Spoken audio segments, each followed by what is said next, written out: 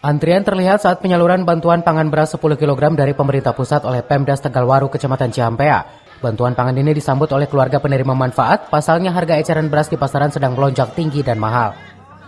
Bermodalkan fotokopi, kartu keluarga, kartu tanda penduduk, dan surat pemberitahuan terhadap penerima manfaat. Tahun ini 1.272 keluarga penerima manfaat di Desa Tegalwaru, bantuan sosial pangan cadangan pemerintah pusat keluarga penerima manfaat mendapatkan 6 karung beras 10 kg yang disalurkan setiap 1 bulan sekali.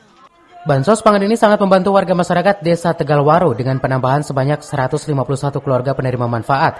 Sebelumnya berjumlah 1.121 dan tahun ini berjumlah 1.272 KPM. Pemdes Tegalwaru terus melakukan verifikasi terhadap warganya, namun usulan tidak dapat menerima secara keseluruhan. Tahun sekarang 1.272, tahun sekarang 1.121, jadi penambahan 151.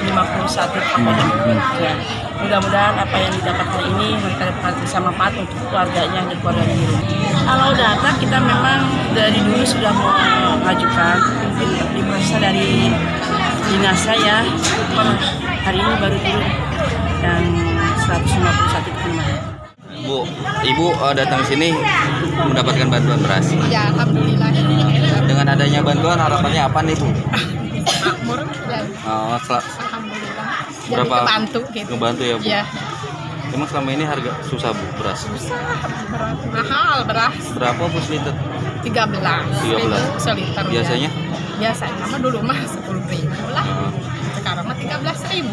Ini bantuannya 1 karung. Iya. Tingginya harga beras di pasaran dan turunnya bantuan sosial pangan cadangan dari pemerintah pusat sangat membantu warga masyarakat keluarga menengah ke bawah. Dari Ciampea, Kabupaten Bogor, Iman Abdurrahman melaporkan.